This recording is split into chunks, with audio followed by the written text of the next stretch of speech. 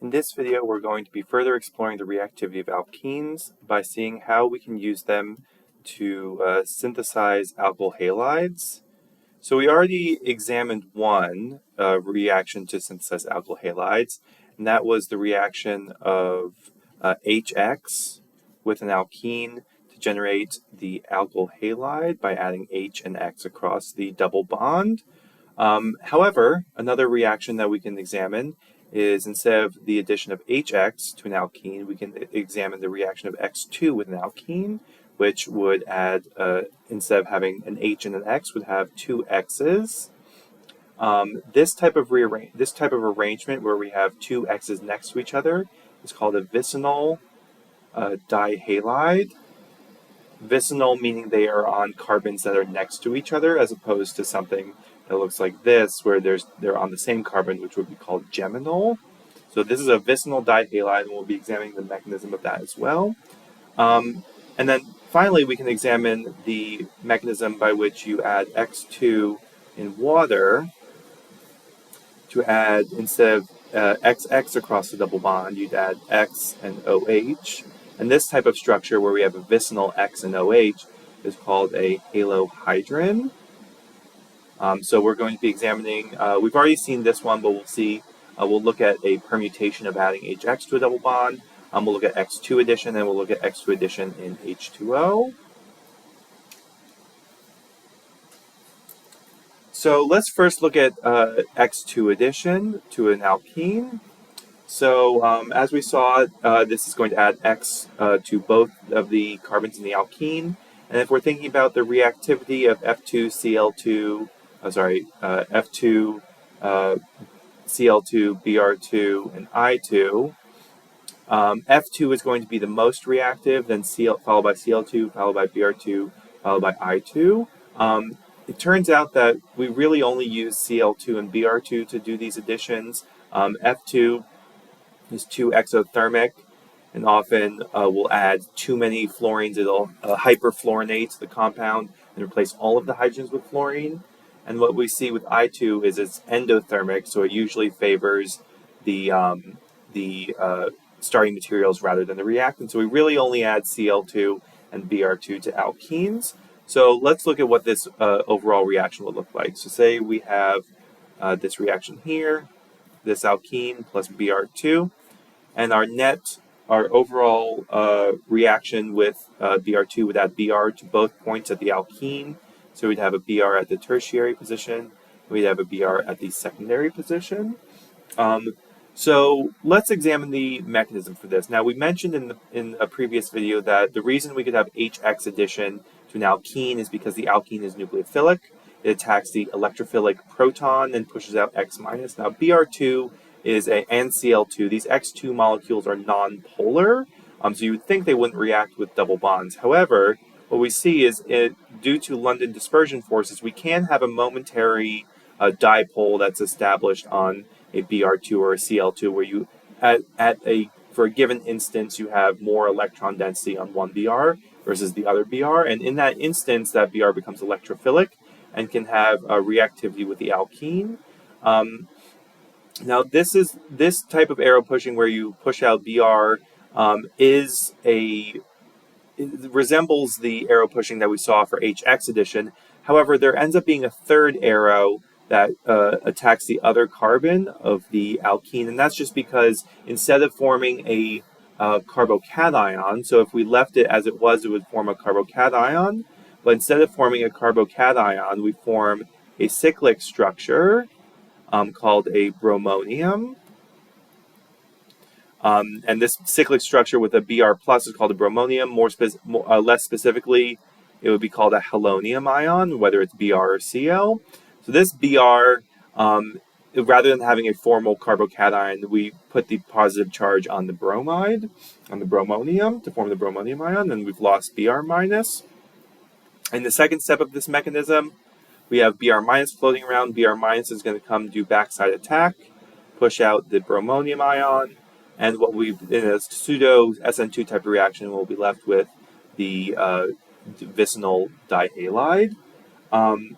Now, if we think about the stereochemistry at this position, let's look at let's look at this structure here. So we have Br in a cyclic structure, and then we have two methyl groups, and then a methyl group and an H. So we're going to have backside attack at the less substituted side. So that would be the secondary position. We have backside attack. And what we see is that the overall stereochemistry of the product is with the bromides that end up being trans to one another. So we saw in the oxymercuration and the hydroboration, we end up with syn addition. In this case, we are going to have anti-addition. So Br2 addition ends up with the Brs anti to one another. If I put this planar, we would have something like this. Now, this is not a stereocenter, so I won't draw stereochemistry, but this is a stereocenter, so I will draw stereochemistry. And then you can imagine that this could have formed in the opposite direction. So we would form the enantiomer as well to the structure with the bromide pointing back. So we'd have both the S and the R configuration of the dibromide, the vicinal dibromide. So just be careful. Make sure the stereochemistry is correct. It's not syn in this case as it is with the hydroboration, the oxymercuration. But instead, it's going to be an anti-addition of the Br or the Cl2 across the double bond, so they'll end up trans to one another. So what happens instead if instead of just X2 pure, it's X2 an aqueous solution of X2? So let's look at that same structure. So let's look at Br2 in water. And in this case, what we'll say, again, it'll be anti-addition. And we'll see the OH has added Markovnikov, so the OH adds Markovnikov to the more substituted position, and the Br will be at the other position. The mechanism starts the same. We have momentary polarization of the bromide or the bromine or the chlorine. You have bromonium formation, the bromonium cyclic structure formation. You lose bromide. So we end up with the cyclic structure. And I'll draw in stereochemistry. And then what we see is that the OH will attack at the more substituted state. And that's because we have a transition state. If we look, so it's going to be looking at the transition state, we have two places where OH can attack. We have attack at the more substituted side, where all of these have a delta positive on it. We're sharing the delta positive. Or we have attack at the less substituted side. And if we're thinking about the quality of the partial carbocation that's forming, we have a secondary versus a tertiary carbocation. So this is secondary, this is tertiary. Now they're pseudo-carbocations, they're not actually forming. So what we see is that the pseudo-tertiary carbocation is going to be more stable than the secondary carbocation. So we're going to have OH addition Markovnikov because the water is going to attack at the more substituted position. So looking at this in the mechanism, we're going to have H2O come in and push bromide out, or break the bromonium cyclic structure. And then we're going to still have protonated water. We have OH2, that bromine has stereochemistry, and you can deprotonate with whatever you like, whether it be water, it's probably going to be bromide because that's floating around. And that will deprotonate the alcohol to form the final structure. And we would write plus enantiomer to indicate that both enantiomers, the R and the S enantiomers, are going to form in this structure. So if we were just looking at another example, say we had this example, we had Cl2 and H2O, we would know that the OH is going to add Markovnikov, which would be that tertiary position here. So we'd have, let me draw this with stereochemistry. So we would have anti, as we see here, the Br and the H2O are going to be anti to one another since we're doing a backside attack. So we're going to have anti-arrangement of the Cl and the H2O. So I'll just arbitrarily put the methyl group going back, and I'll have the OH group pointing forward, and then I'm going to need to have the Cl pointing back to indicate that this is, so we see that these two groups are anti to one another, and we'd also have to write plus enantiomer, because the enantiomer would be equally likely where we have the methyl group pointing up, the OH pointing back, and the Cl pointing up. So these are still anti to one another. We've just done the opposite configuration. So we would have to indicate that the enantiomer is formed in this species in order to get the answer correct.